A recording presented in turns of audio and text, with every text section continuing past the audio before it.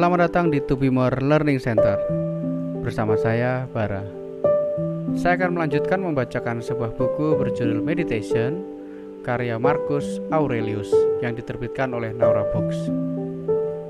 Buku 8. Renungan ini juga merupakan perlawanan akan hasrat terhadap ketenaran yang hampa, bahwa kini kau telah kehilangan kemampuan untuk menjalani seluruh hidupmu, atau setidaknya kehidupanmu sejak remaja hingga dewasa, sebagai seorang filsuf. Tetapi bagi banyak orang dan dirimu sendiri, jelas bahwa kau jauh dari filsafat. Kau telah jatuh ke dalam kekacauan saat itu, sehingga tidak lagi mudah bagimu kini untuk mendapatkan reputasi sebagai seorang filsuf. Dan lagi pula, rencana hidupmu juga berlawanan dengan itu. Jadi, jika kau telah sungguh-sungguh memiliki persepsi yang benar tentang bagaimana sesuatu terjadi, tinggalkan seluruh perhatian terhadap reputasi, dan merasa puaslah jika kau menjalani sisa hidupmu dengan cara yang sesuai dengan keinginan kodratmu. Kemudian, amati apa keinginannya, dan jangan biarkan hal lain mengganggumu. Karena kau telah memiliki pengalaman banyak mengembara tanpa menemukan kebahagiaan dimanapun. Tidak dalam silogisme, tidak dalam kekayaan, tidak dalam reputasi, tidak dalam kesenangan, tidak dimanapun. Lalu, di mana? Yaitu dalam melakukan apa yang dituntut oleh kodrat manusia. Dan bagaimana seseorang bisa melakukannya? Jika ia memiliki prinsip untuk mengatur dorongan dan tindakannya. Prinsip-prinsip apa saja? Prinsip-prinsip yang baik dan yang jahat. Keyakinan bahwa tidak ada yang baik bagi manusia. Jika itu tidak membuatnya adil, bisa mengendalikan diri, berani, dan bebas. Dan tidak ada yang jahat jika tidak membuatnya berlawanan dari ini semua. Dalam setiap tindakan, tanyakan pada dirimu sendiri, bagaimana rasanya setelah aku melakukan hal ini? Apakah aku akan menyesalinya? Dalam waktu singkat aku akan mati dan semua ini pun hilang. Apalagi yang aku cari? Bila yang kulakukan saat ini adalah pekerjaan makhluk cerdas, juga makhluk sosial, dan menjadi makhluk yang juga menggunakan hukum yang sama dengan yang ilahi. Alexander, Julius Caesar, Pompei, bagaimana posisi mereka dibandingkan dengan Diogenes, Heraklitos, dan Socrates? Merekalah yang mengenal dengan segala sesuatu, termasuk semua penyebab, juga materi, dan pikiran pengendali mereka adalah Tuhan bagi mereka. Sedangkan mereka yang pertama disebutkan, mereka adalah budak dari ambisi-ambisi mereka. Orang-orang akan tetap melanjutkan apa yang mereka lakukan tanpa mempedulikanmu, walaupun kau meledak marah. Ini hal yang utama, jangan gelisah, karena segala sesuatu mengikuti kodrat dari keseluruhan. Dan sebentar lagi kau tidak akan menjadi siapa-siapa dan tidak berada di mana-mana, seperti Hadrian dan Augustus. Selanjutnya berkonsentrasilah pada masalah yang ada di hadapanmu, dan lihatlah bagaimana adanya. Di saat yang sama, ingatlah bahwa merupakan tugasmu untuk menjadi orang baik. Dan apapun yang dituntut oleh kodrat manusia, jalankan dengan lurus dan teguh, dan katakan apa yang menurutmu paling benar, serta selalu berada dalam kebaikan, kerendahan hati, dan ketulusan. Kodrat universal memiliki tugas ini, yaitu memindahkan kehidupan yang ada di tempat ini ke tempat yang itu, mengubah banyak hal, mengambil mereka dari sini dan membawa mereka ke sana. Semua hal bermutasi, tetapi kita tidak perlu takut akan sesuatu yang baru. Semua familiar bagi kita, tetapi tetap ada kesetaraan dan penyebarannya. Setiap makhluk hidup akan tercukupi jika mengikuti jalan yang benar menurut kodratnya sendiri. Untuk kodrat rasional, ia berada di jalan yang benar ketika dalam pikirannya tidak membenarkan sesuatu yang salah atau tidak pasti, dan ketika ia mengarahkan gerakannya hanya untuk tindakan sosial, dan ketika ia hanya memiliki keinginan dan menolakkan terhadap apa yang akan ada di dalam kekuatannya, dan ketika ia merasa puas terhadap semua yang diberikan padanya oleh kodrat universal. Karena kodrat rasional adalah bagian dari kodrat universal, seperti halnya kodrat daun adalah bagian dari kodrat tumbuhan. Tetapi dalam hal tanaman, kodrat daun merupakan bagian dari alam yang tidak memiliki persepsi atau nalar dan cenderung terhalang untuk bergerak. Sedangkan kodrat manusia adalah bagian dari kodrat leluasa, cerdas dan adil. Ketika ia memberi kepada semua alokasi durasi, substansi, sebab, aktivitas, dan pengalaman secara adil dan tepat. Namun perhatikan, jangan membandingkan satu hal dengan satu hal lainnya dalam segala aspek, tetapi pertimbangkan seluruh bagian dari sesuatu secara bersamaan dan bandingkan mereka dengan seluruh bagian dari benda lainnya. Kau tidak punya waktu luang atau kesempatan untuk membaca, namun kau punya waktu luang atau kesempatan untuk mengendalikan kesombongan. Kau punya waktu luang untuk menang atas kesenangan dan rasa sakit. Kau punya waktu luang untuk menang melawan rasa cinta pada ketenaran, dan untuk tidak merasa kesal pada orang bodoh dan tidak tahu berterima kasih, dan bahkan untuk merawat mereka. Jangan biarkan orang-orang mendengarmu menyalahkan mahkamah kehidupan. Jangan dengar dirimu sendiri menyalahkannya. Penyesalan adalah semacam celaan pada diri sendiri karena telah mengabaikan sesuatu yang bermanfaat. Yang baik haruslah sesuatu yang bermanfaat, dan orang yang sepenuhnya baik harus menjaganya. Namun, tidak ada orang seperti itu yang akan menyesal karena telah menolak kenikmatan. Karena kenikmatan bukanlah sesuatu yang baik, juga bukan sesuatu yang bermanfaat.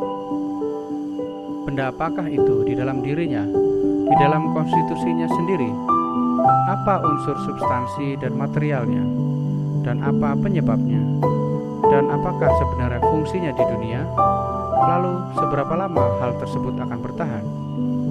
Ketika kau bangun tidur dengan enggan, ingatlah bahwa melakukan tindakan sosial itu sesuai dengan konstitusi dan kodrat manusia. Sedangkan makhluk-makhluk yang tidak rasional, tidur pun adalah hal biasa. Apa yang sesuai dengan kodrat setiap makhluk memang semakin dekat hubungannya dengannya, semakin dalam esensinya, dan bahkan semakin disukai. Secara konstan dan jika memungkinkan, dalam setiap impresi mentalmu, terapkan prinsip-prinsip fisika, etika, dan dialektika. Siapapun orang yang kau temui, segera tanyakan pada dirimu, apa opininya tentang baik dan buruk? Karena jika ia mempercayai ini atau itu tentang kenikmatan dan rasa sakit dan masing-masing unsurnya, tentang ketenaran dan aib, kematian dan kehidupan, maka tidak akan tampak luar biasa atau aneh bagiku jika ia bertindak sesuai dengan apa yang ia percaya. Dan aku akan ingat bahwa dia terdorong untuk melakukannya. Ingatlah bahwa tidak masuk akal bila merasa terkejut melihat pot ara berbuah ara. Tidak ada alasan mengejutkan jika dunia menghasilkan buah-buahan seperti itu ketika tanamannya sudah ada.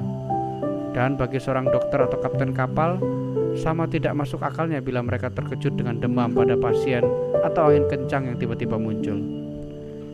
Ingatlah bahwa mengubah opinimu dan mengikuti orang yang mengkoreksi kesalahanmu tetap membuat dirimu sebebas sebelumnya. Karena tindakan itu adalah milikmu sendiri, yang juga dilakukan berdasarkan dorongan dan penilaianmu sendiri, dan juga pemahamanmu sendiri. Jika pilihan ada di tanganmu, maka kau melakukan semua itu. Namun, jika itu adalah pilihan orang lain, siapa yang kau salahkan? Atom atau para dewa? Menyalahkan keduanya adalah suatu kebodohan. Kau seharusnya tidak menyalahkan siapapun, karena jika kau bisa, maka perbaikilah penyebabnya. Tapi jika kau tidak bisa, setidaknya perbaikilah masalah itu sendiri. Namun, jika kau juga tidak dapat melakukannya, lalu apa gunanya kau menyalahkan orang lain? Seharusnya tidak ada yang dilakukan tanpa ada tujuan. Apa yang mati tidak akan keluar dari alam semesta. Jika ia tetap di sini, ia akan berubah di sini dan akan dipecahkan menjadi unsur-unsur abadi yang merupakan unsur-unsur alam semesta dan dirimu sendiri. Semua ini juga akan berubah dan mereka tidak akan mengeluh. Segala sesuatu muncul untuk suatu tujuan, baik itu kuda maupun pohon anggur. Mengapa kau terkejut? Bahkan matahari pun akan berkata, aku muncul karena suatu tujuan. Dan para dewa pun mengutarakan hal yang sama. Lalu untuk apa tujuan kau diciptakan? Untuk bersenang-senang? Mari kita lihat apakah akal sehat bisa menerimanya. Allah memiliki tujuan dalam segala hal, termasuk untuk akhir dari segalanya. Sama seperti permulaan dan kelangsungannya, seperti seseorang yang melempar bola. Bagaimana kita bisa mengatakan bahwa saat bola naik adalah keadaan yang baik dan saat bola turun adalah keadaan yang buruk, atau bahkan saat jatuh? Bagaimana bisa kita mengatakan bahwa ketika sebuah gelembung terbentuk itu adalah hal yang baik, dan apakah hal yang buruk saat ia meletus? Lilin adalah contoh serupa. Putarlah tubuh dari dalam keluar dan lihatlah benda semacam apa itu. Ketika tubuhmu sudah renta, amatilah apa yang terjadi padanya, dan seperti apa ketika ia diserang penyakit. Hidup ini singkat untuk orang yang memuji maupun yang dipuji, dan mereka yang mengingat dan diingat. Terlebih lagi, semua ini terjadi di sudut dari salah satu bagian dunia ini. Bahkan di sini tidak semua sepakat, tidak juga dengan dirinya sendiri. Dan seluruh bumi hanyalah sebuah titik di luar angkasa. Fokuslah pada persoalan yang ada di depanmu, entah itu sebuah opini, tindakan, atau ucapan. Kau layak menerima apa yang sedang kau derita, karena kau memilih untuk menjadi baik pada hari esok ketimbang menjadi baik pada hari ini. Melakukan sesuatu. Aku melakukan ini semua dengan mengacu pada kebaikan umat manusia. Sesuatu terjadi padaku, aku menerimanya dengan mengacu pada yang ilahi dan sumber universal di mana semua ini berasal. Bagaimana kau melihat bak mandimu? Semua sabun, keringat, kotoran, air yang keruh, semua hal yang menjijikkan. Begitu pula setiap bagian dari kehidupan dan setiap benda di dalamnya. Lucilla menguburkan Verus, lalu Lucilla dimakamkan. Sekunda menguburkan Maximus, lalu Sekunda yang berikutnya dimakamkan. Epictetus menguburkan Diotimus, lalu Epictetus dimakamkan. Antonius menguburkan Faustina, lalu Antonius dimakamkan. Selalu cerita yang sama. Selar menguburkan Hadrian, lalu Selar menyusul. Dan para pemikir tajam itu, para peramal atau orang-orang angkuh, di manakah mereka sekarang? Mereka yang berpikiran tajam adalah Kharak, Demetrius, sang Platonis, Eudemon, dan lain-lain. Semuanya tidak kekal, sudah lama meninggal. Beberapa sudah tidak diingat lagi, bahkan untuk sebentar saja. Beberapa berubah menjadi pahlawan legenda, dan beberapa telah menghilang bahkan dari legenda. Maka ingatlah ini, bahwa senyawa kecil ini, tubuhmu, harus dilarutkan, atau nafas malangmu akan dihentikan, atau dipindahkan, dan diletakkan di tempat lain. Melakukan pekerjaan yang benar merupakan sebuah kepuasan bagi manusia, dan pekerjaan yang benar bagi manusia adalah yang membawa kebaikan untuk sesama manusia, untuk menepis semua kekacauan pergerakan dari panca indera, untuk membentuk penilaian yang adil terhadap representasi yang menipu, perenungan tentang kodrat universal dan semua hal yang ditimbulkannya. Terdapat 3 relasi antara dirimu dan hal-hal lain yang ada di sekelilingmu. Pertama, relasi dengan lingkunganmu. Kedua, pada tujuan ilahiyah tempat semuanya berasal. Dan ketiga, orang-orang yang hidup bersamamu. Rasa sakit bukanlah sebuah kejahatan terhadap tubuh. Jadi biarlah tubuh memberikan bukti atas apa yang dirasakannya, atau terhadap jiwa. Namun rasa sakit adalah kekuatan jiwa untuk terus mempertahankan kejernihan dan ketenangannya, dan untuk tidak berpikir bahwa rasa sakit merupakan hal yang tidak baik. Setiap penilaian, gerakan, hasrat, dan penolakan ada di dalam jiwa, di mana tidak ada kejahatan yang bisa menembusnya. Hapus impresi di pikiranmu dengan terus-menerus berkata kepada diri sendiri, kini ada pada kekuatanku untuk menjaga agar tidak ada keburukan dalam jiwaku, atau nafsu, atau gangguan lain apapun. Tetapi dengan melihat segala sesuatu apa adanya, aku bisa melihat sifat asli mereka, dan aku memperlakukan mereka berdasarkan nilai masing-masing. Ingatlah kekuatan yang diberikan alam kepadamu ini. Bicara di dalam majelis tinggi dan kepada individu manapun dengan pantas, tanpa berlebihan. Gunakan bahasa yang sederhana. Istana Augustus.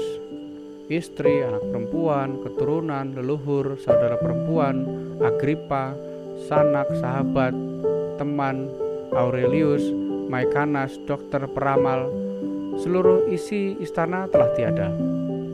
Kemudian pikirkanlah yang lainnya, bukan hanya kematian satu orang saja, tetapi keseluruhan keluarga, seperti yang terjadi di Pompei. Dan sebagaimana yang tertera di batu nisan, garis terakhir keluargaku.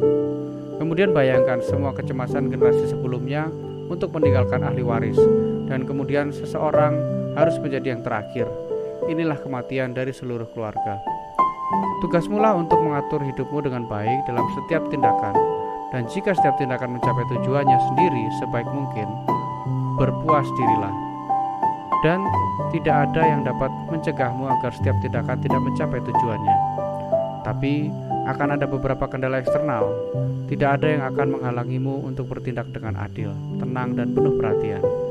Tapi mungkin beberapa sumber tindakan lain akan dihalangi. Baiklah, tetapi dalam kerelaan menerima rintangan apa adanya dan dengan rasa puas untuk mengalihkan tenagamu untuk hal yang lebih memungkinkan, maka kesempatan lain untuk bertindak akan segera menggantikan dan menyesuaikan dengan komposisi hidupmu seperti yang sudah dibahas. Terima kekayaan dan kesejahteraan dengan rendah hati, dan bersiaplah untuk melepaskannya. Bila kau pernah melihat tangan yang dipotong, atau kaki, atau kepala yang dipenggal, berserakan terlepas dari sisa tubuhnya, ini adalah apa yang dilakukan seseorang terhadap dirinya sendiri, sejauh yang ia bisa. Ketika ia tidak puas dengan nasibnya dan memisahkan dirinya dari masyarakat atau melakukan tindakan yang tidak bersifat sosial. Andaikan kau telah membuat dirimu dikucilkan dari kesatuan alam, padahal kau diciptakan sebagai bagian dari alam, tetapi sekarang kau telah memisahkan diri. Namun, disinilah letak ketetapan yang indah, bahwa kau memiliki kemampuan untuk menggabungkan diri kembali dengan kesatuan itu. Yang ilahi tidak memberikan hak istimewa seperti ini pada bagian lain setelah dipisahkan dan dipotong untuk berkumpul bersama lagi. Pertimbangkan saja kemurahan Sang Ilahi khusus untuk manusia. Dia telah meletakkan dalam kekuatan manusia untuk tidak dipisahkan dari keseluruhan sejak awal. Dan juga jika seseorang telah terputus dari kesatuannya, ia diizinkan untuk kembali, dipersatukan dan melanjutkan perannya sebagai bagian dari anggota. Sebagaimana kodrat keseluruhan telah memberikan kekuatan kepada setiap makhluk rasional sebagaimana adanya, maka kita pun menerima kekuatan yang sama pula. Dengan cara yang sama, alam semesta mengubah dan memperbaiki dalam skema yang ditakdirkan apapun yang menghalangi dan bertentangan, dan menjadikannya bagian dari dirinya sendiri. Demikian pula, makhluk rasional pun mampu membuat semua hambatan menjadi materi yang dapat ia kembangkan lebih lanjut, serta untuk menggunakannya untuk tujuan-tujuan yang sesuai dengan rancangannya. Jangan buat dirimu terganggu dengan memikirkan seluruh hidupmu. Jangan biarkan pikiranmu merangkul berbagai masalah yang mungkin akan terjadi padamu. Namun, tanyakan saja pada dirimu sendiri dalam setiap kejadian di saat ini. Apa yang ada dalam pekerjaan ini dan tidak dapat kulakukan atau kupikul? Maka, kau akan malu untuk mengakuinya. Kemudian, ingatkan dirimu bahwa bukan masa depan atau masa lalu menyakitimu, tetapi hanya masa kini. Namun, rasa sakit ini menjadi berkurang jika saja kau dapat mengisolasinya dan menegur pikiranmu saat tidak dapat menahan sesuatu yang telah dilucuti. Apakah Panthea atau Pergamus masih duduk di batu nisan Verus? Apakah Cabrian maupun Diotimus duduk di penanda makam Hadrian? Hal tersebut sungguhlah konyol. Bagaimanakah mereka bisa duduk di situ? Apakah orang mati akan sadar? Jika mereka sudah mati tersebut sadar, apakah mereka akan senang? Jika mereka senang, apakah hal tersebut membuat pelayat mereka abadi? Bukankah sudah suratan takdir nasib mereka bahwa mereka tersebut sudah seharusnya menjadi perempuan, tua atau laki-laki renta, kemudian mereka pun meninggal dunia? Dan dengan kematian, apa yang akan dilakukan oleh mereka yang berduka? Yang tersisa adalah bau yang menusuk dan kerusakan di sekantong tulang. Jika kau bisa melihat dengan tajam, maka lihat dan pertimbangkanlah, kata sang filsuf. Di dalam ketentuan dari makhluk yang rasional, aku tidak melihat adanya keutamaan yang bertentangan dengan keadilan, tetapi aku melihat lawan dari kesenangan, pengendalian diri. Kau tidak menghilangkan opinimu terhadap apapun yang tampaknya menyakitkan. Dirimu sendiri akan cukup kebal terhadap rasa sakit. Siapa yang dimaksud dengan diri? Nalar. Tapi aku bukan hanya nalar. Memang, jadi biarlah nalarmu tidak menimbulkan rasa sakit, dan jika beberapa bagian dari dirimu bermasalah, mereka dapat membentuk penilaiannya sendiri. Hambatan untuk persepsi indera berbahaya bagi kodrat hewani. Hambatan terhadap dorongan juga berbahaya bagi kodrat hewani. sesuatu yang lain akan sama-sama menghalangi dan berbahaya bagi tumbuhan. Oleh karena itu, rintangan bagi pikiran berbahaya bagi sifat cerdas. Maka terapkanlah semua ini pada dirimu sendiri. Apakah rasa sakit atau kenikmatan mempengaruhi dirimu? Ini untuk panca indera. Kau telah membuat dorongan kemudian menemukan hambatan. Jika ini adalah tujuan tanpa syarat, maka ya, halangan itu merugikan kodrat rasionalmu. Tetapi jika kau menerima apa yang merupakan pengalaman umum, belum ada kerugian atau halangan yang terjadi. Kau paham? Jika tidak ada orang lain yang akan menghalangi fungsi pikiran yang benar. Pikiran tidak dapat disentuh oleh api, baja, tirani, fitnah, atau apapun setelah menjadi putaran sempurna dalam kesendirian. Aku tidak punya alasan untuk menyakiti diriku sendiri, karena aku tidak pernah secara sadar menyakiti orang lain. Setiap orang merasa gembira atas hal yang berbeda-beda. Kegembiraanku adalah jika aku menjaga pikiran pengendaliku tetap sehat tanpa berbalik dari manusia atau apapun yang terjadi pada manusia, tetapi melihat dan menerima semua hal dengan mata yang ramah dan menggunakan segala sesuatu sesuai dengan nilainya. Pastikan kau menyimpan momen masa kini untuk dirimu sendiri. Mereka yang lebih memilih mengejar ketenaran setelah mati tidak memperhitungkan bahwa generasi berikutnya akan memiliki orang-orang seperti orang yang tidak mereka sukai sekarang, dan mereka juga akan mati. Lalu apa artinya bagi generasi masa depan menyorakan ini dan itu, atau memiliki penilaian seperti ini atau seperti itu tentang dirimu?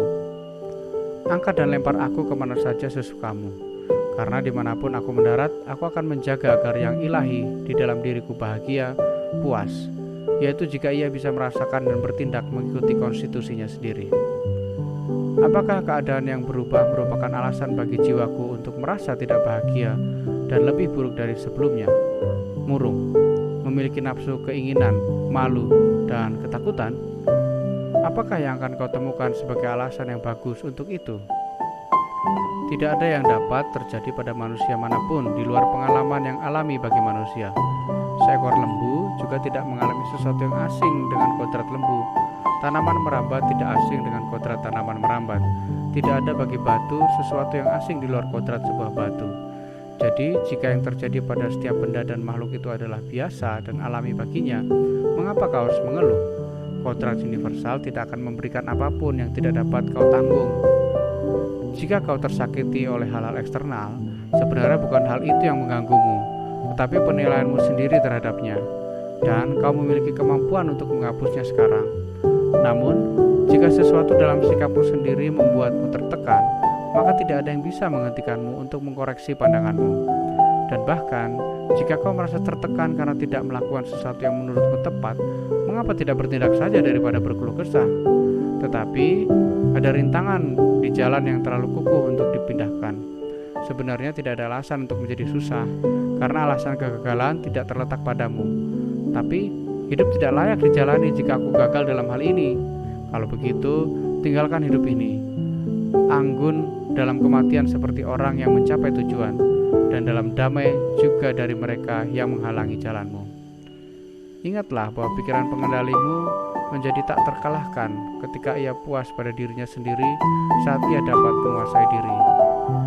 Jika ia tidak melakukan apapun yang tidak ingin dilakukannya, bahkan jika ia bersikeras melakukan sesuatu yang tidak masuk akal, akan jadi seperti apa ketika ia menilai dan dibentuk masuk akal dan dilakukan dengan hati-hati? Karena itu, pikiran yang terbebas dari nafsu adalah benteng, karena tidak ada tempat yang lebih kuat dari itu untuk berlindung. Dan seseorang yang berlindung di sini tak akan menjadi bisa dikalahkan. Yang tidak bisa melihat ini semua adalah manusia yang abai, tetapi jika ia bisa melihatnya dan tidak pernah berlindung ke sini, maka ia manusia yang sial. Tidak perlu menjelaskan lagi bagi dirimu melebihi apapun yang telah kau tangkap dari impresi pertama. Anggaplah ada yang menyampaikan kepadamu bahwa ada seseorang yang berkata buruk tentang dirimu. Itulah yang disampaikan, tetapi kau belum diberitahu bahwa kau telah disakiti. Aku melihat anakku sakit. Aku benar melihatnya, tetapi aku tidak melihat bahwa dirinya tengah berada dalam bahaya. Oleh karena itu, selalu cermati apa yang tampak dari impresi pertama dan tak menambahkan kesimpulan dari pikiranmu sendiri. Dan itu saja. Atau Pikirkan itu layaknya seorang yang mengerti akan sifat sesungguhnya dari segala sesuatu yang terjadi di dunia. Mentimun pahit, buanglah jauh-jauh. Ada rimbunan semak berduri di jalan, hindari mereka. Hanya itu yang kau butuhkan tanpa bertanya, kenapa benda macam ini ada di dunia? Pertanyaan itu akan menggelikan bagi seorang murid alam. Seperti kau telah ditertawakan oleh tukang kayu atau tukang sepatu manapun jika kau keberatan melihat seratan kayu atau potongan bahan yang ada di lantai toko karena pekerjaan mereka. Namun, mereka memiliki tempat untuk membuang ampas mereka atau sampah mereka, sedangkan kodrat keseluruhan tidak memiliki ruang eksternal. Namun, yang menakjubkan dari keahliannya adalah, walaupun ia menetapkan batasan-batasan sendiri, semua di dalamnya yang tampak membusuk, menua, dan kehilangan kegunaannya akan dia daur ulang dari bahan yang sama menjadi sesuatu yang baru dalam dirinya sendiri. Dengan cara ini, ia tidak membutuhkan substansi dari luar atau tempat pembuangan sampah yang membusuk. Ia pun dengan ruangan sendiri, materialnya sendiri, dan keterampilannya sendiri. Jangan lambat dalam bertindak, kacau dalam komunikasi atau samar-samar dalam berpikir. Jangan biarkan di dalam jiwamu ada perdebatan batin atau pencurahan pikiran yang berlebihan. Jangan terlalu sibuk hingga kau tak punya waktu luang. Anggaplah orang-orang membunuhmu, memotong-motongmu, mengutukmu. Apa yang bisa dilakukan hal-hal ini untuk mencegah pikiran tetap murni, waras, sadar, dan adil? Contohnya, jika seseorang berdiri di samping mata air yang jernih dan murni, kemudian mengutuknya, mata air tersebut tidak akan berhenti mengeluarkan air yang baik untuk diminum. Dan jika orang itu melempar lumpur dan kotoran ke dalamnya, maka dalam sekejap mata air akan membuatnya terpencar, mencucinya dan tidak mengambil warnanya darinya. Lalu bagaimana kau mendapat memiliki mata air yang kekal dan bukan sekedar sumur? Dengan menjaga dirimu sendiri sepanjang waktu untuk berkomitmen pada kebebasan, kesederhanaan, dan kesopanan. Manusia yang tidak tahu bahwa ada alam semesta yang teratur, tidak tahu di mana ia berada. Manusia yang tidak tahu apa tujuan alam semesta, tidak tahu siapa dirinya dan apakah alam semesta itu. Seseorang yang gagal dalam salah satu dari ini juga tidak dapat mengetahui tujuan dari keberadaannya sendiri. Lalu, apa pendapatmu tentang dirinya yang menghindari atau justru mencari pujian dari penonton yang bertepuk tangan dengan riuh rendah, dari mereka yang tidak tahu di mana mereka berada atau siapa diri mereka? Apakah kau berharap juga untuk dihujani pujian oleh seseorang yang mengutuk dirinya sendiri 3 kali setiap jam? Apakah kau ingin menyenangkan seseorang yang tidak bisa membuat dirinya sendiri merasa senang? Apakah seseorang bisa menyenangkan dirinya sendiri jika ia menyesali hampir semua hal yang ia lakukan? Jangan lagi anggap tindakan bernafas hanya sekedar kesepakatan dengan udara sekitar, tetapi biarkan juga pikiranmu berada dalam harmoni dengan pikiran yang merangkul segalanya. Kekuatan pikiran menyebar kemana-mana dan menyerap segala sesuatu bagi orang yang ingin menyerapnya, seperti udara bagi mereka yang ingin menarik nafas. Secara umum, kejahatan tidak membahayakan alam semesta sama sekali, khususnya kejahatan seorang individu tidak merugikan individu lain. Itu berbahaya bagi pelakunya yang memiliki pilihan untuk menyingkirkannya segera setelah ia sendiri memutuskan. Bagi kehendakku yang menentukan, kehendak tetanggaku sama netralnya seperti tarikan nafas dan tubuhnya. Kita dibentuk dengan khusus untuk menjadi bermanfaat bagi orang lain. Tetapi pikiran pengendali masing-masing dari kita memiliki kedaulatannya sendiri. Karena jika tidak, maka segala kejahatan yang dilakukan oleh tetanggaku akan membuatku merasa tersakiti. Dan ini bukan maksud yang ilahi, agar kemalanganku tidak bergantung pada orang lain. Matahari tampak seolah-olah ditumpahkan sebegitu rupa sehingga cahayanya membanjir, dan di semua arah pun sinarnya terpendar, tetapi tidak meredup. Ketika cahaya berpendar, maka secara esensi cahaya tersebut menjangkau secara lebih luas. Karena itulah sinarnya terus menjangkau, rentangannya meraih ke berbagai tempat sebegitu rupa.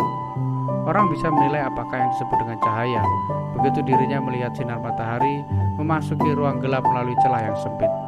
Cahayanya menjangkau sampai ke garis yang tepat, dan seolah-olah segala sesuatu terbagi ketika cahaya tersebut bertemu dengan struktur yang kukuh dan menghalangi jalannya sinar yang membentengi udara yang melampaui segala sesuatunya. Akan tetapi, cahaya harus tetap terpaku dan tidak pernah bergeser maupun memudar. Hal serupa akan terjadi pada aliran yang difusi, pikiran universal, dan bukan aliran yang tidak ada habisnya, melainkan radiasi yang konstan. Dan tidak akan ada kekuatan dan kekerasan dalam pengaruhnya terhadap rintangan yang ditemuinya. Ia juga tidak akan jatuh, tetapi akan menetap dan menerangi apapun yang menerimanya. Segala sesuatu yang tidak memantul akan menghilangkan cahayanya sendiri. Ia yang takut akan kematian merasa takut mengalami kehilangan sensasi atau jenis sensasi lain yang berbeda. Namun, jika kau tidak lagi mengalami sensasi, maka kau tidak akan merasa sakit. Dan jika kau ingin mendapatkan sensasi yang berbeda, maka kau akan menjadi makhluk yang berbeda dan kau tidak akan berhenti hidup. Manusia hidup demi bermanfaat untuk satu sama lain. Jadi ajari mereka atau bertoleransilah. Seperti anak panah yang bergerak ke satu arah, demikian pula jalannya pikiran. Namun bahkan ketika pemikiran kita selalu berjalan, sebagaimana benak kita menerapkan kehati-hatian atau berputar-putar menyelidik, pikiran bergerak secara langsung dan langsung menuju sasarannya. Masukilah alam pemikiran rasional manusia lain, dan juga berikan kesempatan kepada orang-orang lain untuk masuk ke dalam alam pikiranmu. Bersambung ke buku 9. Terima kasih sudah mendengarkan audiobook ini. Bagikan jika bermanfaat.